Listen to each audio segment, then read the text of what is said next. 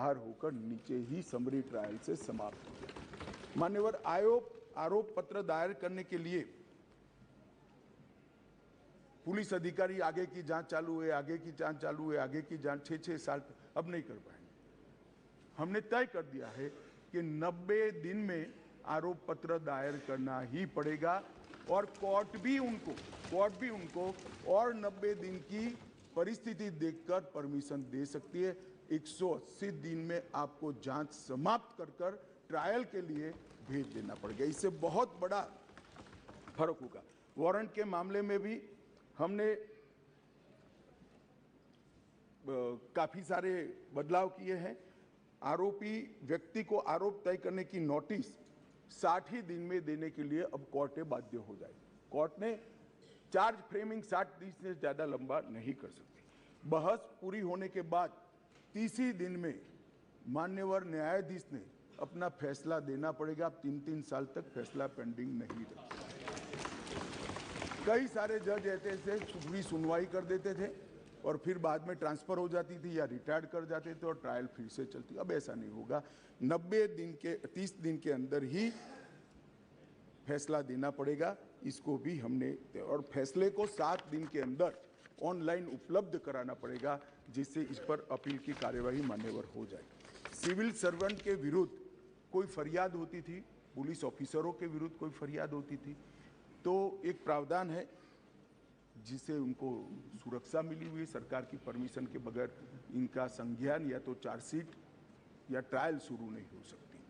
मान्यवर, सालों तक कोई परमिशन आती ही नहीं थी और उसके कारण सिविल सर्वेंट के साथ साथ बाकी लोग भी डिले ट्रायल को एंजॉय करते थे। हमने तय कर दिया है कि 120 दिन में सरकार हाँ या ना कह दे, वरना डीम्ड परमिशन माना जाएगा और ट्रायल को फेस करना। मान्यवर, एक बहुत बड़ा दिक्कत मैंने देखा है कि एसपी के नाते किसी ने एक केस जांच किया है तो डीजीपी या तो रिटायर्ड होने के बाद वो केस चलने पर आता है और उनको गवाही देने जाना है। हमने ये प्रक्रिया के अंदर आमूल चूर परिवर्तन किया है कि जो एसपी अभी नौकरी कर रहा है वो ही फाइल देखकर गवाही देगा, जो पहले था उसको आने की जरूरत नहीं। माननीय, बहुत बड़ा क्रांतिकारी बदलाव। इसके कारण इतना देर होती, इतनी देर होती। आज हमने बारीकी से ट्रायल किस चीज के कारण लेट होती है इसका अभ्यास किया है। सबसे ज्यादा डेट अगर लगे तो यही कि भैया वो तो डीजीपी हो गए, डीजीपी साहब को समय नहीं होगा, तहसील में कैसे आएंगे, जब उनकी विजिट है तो 1.5 साल तक गवाही नहीं होती। मगर अब कोई डीजीपी साहब या तो रिटायर्ड बाबू को बुलाने की जरूरत नहीं, वहां जो एसपी है वो फाइल देखकर, और वो डीजीपी साहब को कुछ याद भी नहीं है, उन्होंने भी फाइल देखकर ही कोर्ट को असिस्ट करना है, मगर ये नहीं होता था। अब हमने ये कर दिया है। घोषित अपराधियों की संपत्ति की कुर्की का भी ये है नहीं, वरना यूपीए वालों को बहुत दिक्कत आती इस प्रावधान से। घोषित अपराधियों की संपत्ति की कुर्की का भी हम प्रावधान मान्यवर इसमें लिए। संगठित अपराध के लिए एक नया प्रावधान हम इसके अंदर जोड़ रहे हैं, जो अंतरराज्य गैंग और संगठित अपराध है, इसके विरुद्ध एक अलग प्रकार की कठोर सजा का प्रावधान। महिलाओं के प्रति अपराध और सामाजिक समस्याओं के निपटान के लिए भी हमने ढेर सारे किए हैं। शादी, रोजगार, पदोन्नति के झूठे वादे और गलत पहचान प्रकट कर जो यौन संबंध बनाते थे, उसको अपराध की श्रेणी में पहली बार नरेंद्र मोदी सरकार लाए। गैंग रेप के सभी मामलों में 20 साल की सजा या आजीवन कारावास का प्रावधान किया है, जो आज नहीं है। 18 वर्ष से कम आयु की बच्चियों के मामले में मृत्यु दंड का भी प्रावधान। मान्यवर, मॉब लिंचिंग का बड़ा शोर मचा है, हमने उसको केयरफुली करा है। मॉब लिंचिंग के लिए भी 7 साल, आजीवन कारावास और मृत्युदंड तीनों का प्रोविजन कर हम प्रावधान मान्यवर लाए। स्नेचिंग के लिए चाहे मोबाइल का हो चाहे महिलाओं की चेन का हो, कोई प्रावधान नहीं था। बहुत सारे लोग छूट जाते थे क्योंकि वो चोरी भी नहीं होती थी, स्नेचिंग का प्रावधान भी नहीं था। अब स्नेचिंग का भी प्रावधान ले मान्यवर। एक 324, इसमें गंभीर चोट के कारण निष्क्रियता की स्थिति हो जाती थी। मानो कोई अपाहिज हो गया, ब्रेन डेड हो गया, मृत्यु नहीं हुई, पूरा पैर कट गया, हाथ कट गया, तो भी 7 साल की सजा थी। और किसी को थोड़ा लगा, रिपेयर होकर 1 सप्ताह में अस्पताल से बाहर आ गया, तो भी 7 साल। हमने दोनों को अलग कर दिया। हमेशा के लिए अपंगता अगर आती है या ब्रेन डेड होता है तो इसकी सजा को 10 साल या तो आजीवन कारावास में बदलने का होगा। बच्चों द्वारा अपराध करने वाले व्यक्ति के लिए, बच्चों के साथ अपराध करने वाले व्यक्ति के लिए सजा को बढ़ाया गया है, 7 से 10 साल किया गया है। पहले जुर्माना काफी कम था, अनेक प्रोविजन में जुर्माने को बढ़ाने का भी काम किया है। मान्यवर,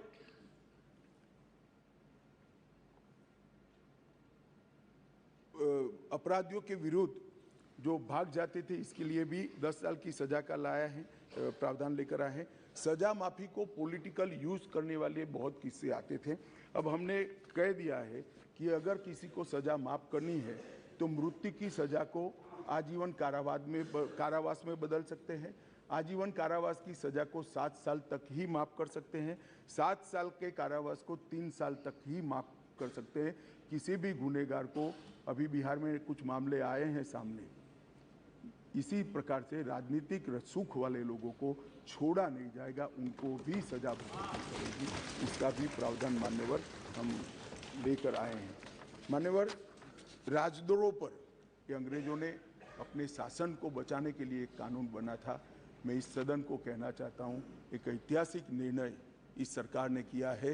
राजद्रोह को कंप्लीटली हम रिपील कर रहे हैं, कंप्लीटली। यहाँ लोकतंत्र है, सबको बोलने का अधिकार है। राजद्रोह को हम कंप्लीटली रिपील कर रहे हैं मान्यवर। और इस कानून में इसके साथ साथ अलगाव, सशस्त्र विद्रोह, विध्वंसक गतिविधियां, अलगाववाद, भारत की संप्रभुता, एकता को, अखंडता को चैलेंज करना, ये सब को कानून के अंदर किसी न किसी दाएं बाएं तोड़ मरोड़ कर जोड़ते थे। इसका कोई स्पेशल प्रोविजन नहीं था, टेररिज्म की व्याख्या ही नहीं थी।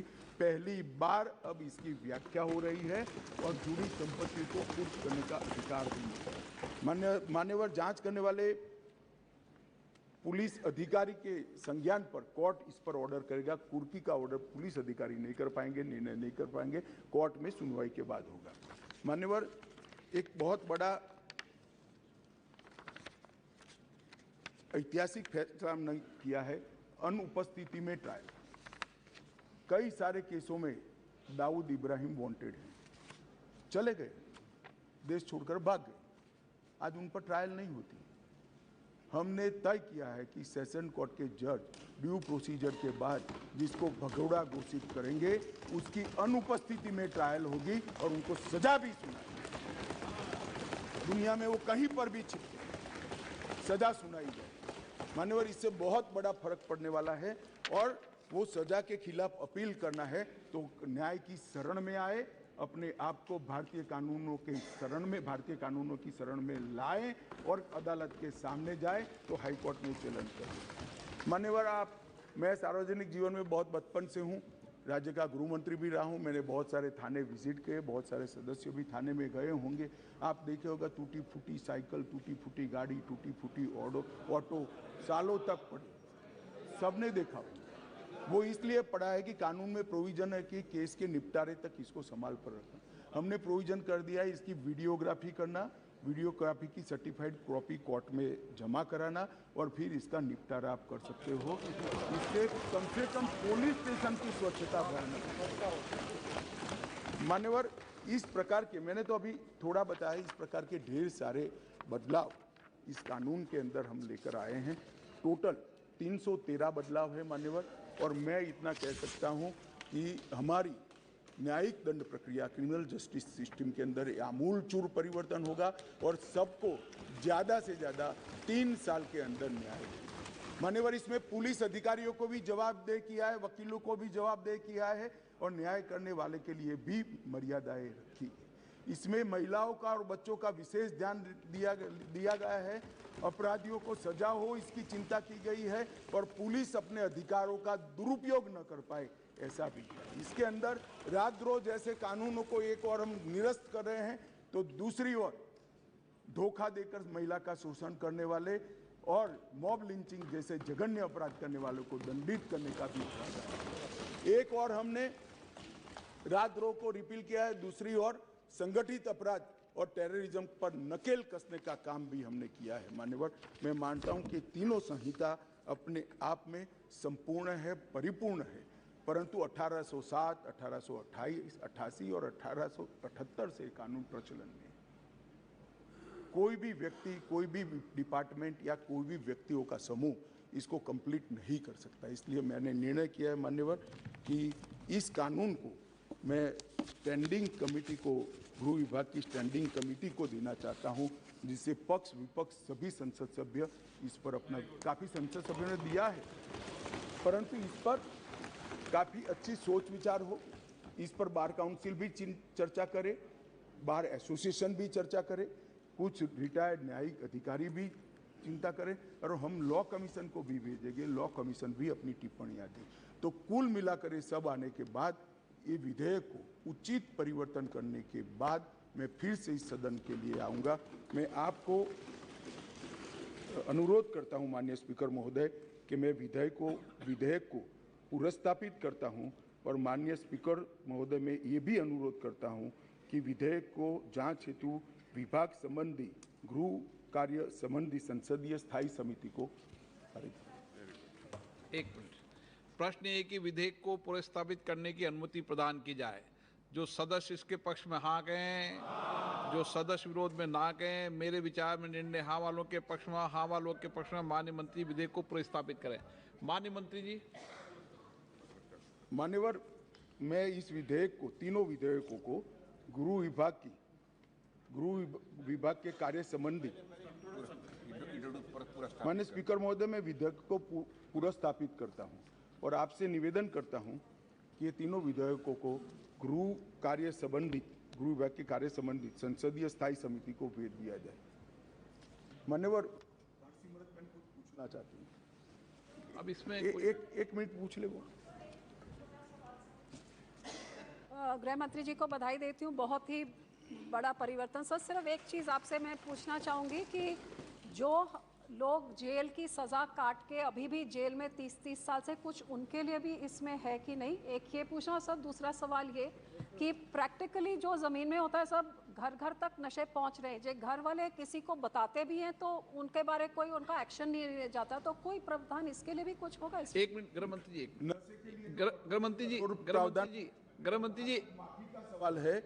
माफी अपराध क्या है इसके आधार पर करने का संपूर्ण वैधानिक प्रावधान है। बी मेहताब जी, सजा पूरी कर ली है, इसको छोड़ने के लिए सजा पूरी नहीं जी। होती है, जन्म टिप होती है, अंतिम सांस तक होती है। इसको 14 साल में करने का जेल के अधिकारी के पास अधिकार होता है। वो अधिकार के उपयोग के लिए भी गुना को देखकर वैधानिक अधिकार उसको दिए गए। बी मेहताब जी प्लीज, एक मिनट। B Mehtab ji, B Mehtab ji. Sir, I am very grateful to be a witness in the history in the making. कई सालों से as a journalist by profession, we have been repeatedly asking for change in IPC and also CRPC. And during my last 25 years in this house, during Atalji's prime ministership, we had also deliberated on change of Evidence Act. Why it is necessary? To certain extent, the then Home Minister, Mr. Advani, had assured this House that yes, we will be working on the change of Evidence Act. So today, when I saw, because this is in a supplementary list of business, and Honorable Home Minister has brought about 3 bills together, totally overhauling our legal system, just law and justice system. Actually, I would only like to mention here, of course, in the statement of objects and reasons it is mentioned relating to IPC. What was IPC? It is not actually Indian Penal Code. It was originally an Irish Penal Code.